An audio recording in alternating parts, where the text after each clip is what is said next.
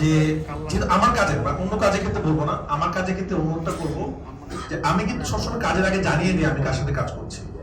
আপনারা অনুমান করে বিশ্বস্ত সূত্রে খবর দিবেন না।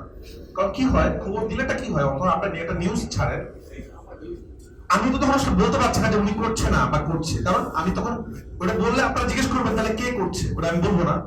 তো কি হয়, আমার সিনেমাগুলোতে এরকম হয়, তুফান এরকম হয়েছে, সবাই জানতো যিশু সেনগুপ্ত কাজ করবে, কিন্তু ওনার সাথে আমাদের কিন্তু মিটিং আমরা বসি না। একটা ডিরেক্টর একটা সিনেমার আগে অনেকের সাথে বসে, একটা সিরিজের আগে বসে, একজনের সাথে কাজটা হয়, একজন চুক্তি হয়, কাজ হয়।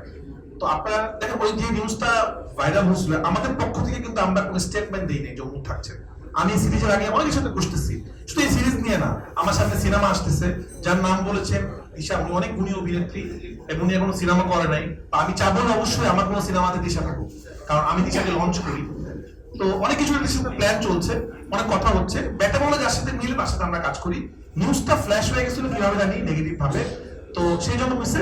তো এটা উত্তরটা আমি দিতে পারবো না, কারণ আমরা যদি স্টেটমেন্ট দিতাম যে আমরা ওনাকে নিয়ে কাজ করছি, তাহলে আমরা আসলে অনেকের সাথে কথা বলি, আমাদের ব্যাটা বলে যার সাথে মিলে তার সাথে কাজ হয়। বাট এই প্রজেক্টটা আমার কাছে মনে হয়েছে পূজা পারফেক্ট, পূজার জন্য।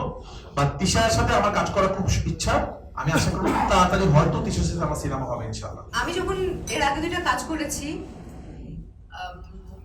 উফ থ্যাংক গড আমি বকা খাইনি। বাট এখন আমি যেটা বললাম না, যে এখন তুফানি ডিরেক্টর রায়হান রাফি, এখন বকা খাবো কিনা আমি জানি না, এটা কালকে বুঝতে পারবো। আমি খুবই ভয়ে আছি।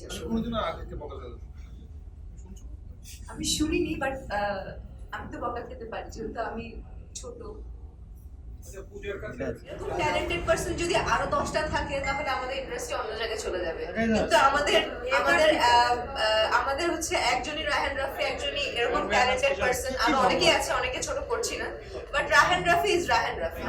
যেহেতু তার ফার্স্ট চাইল্ড, আমি মানে ফার্স্ট চাইল্ড বলতে তার প্রথম মুভিতে, আমি বলি এটা শেষ করি না হলে অনেক কষ্ট পাবে, প্রথম মুভিতে প্রথম নায়িকা হিসেবে আমি ছিলাম, সো বকা দেওয়ার সেই রাইটটা তার আছে।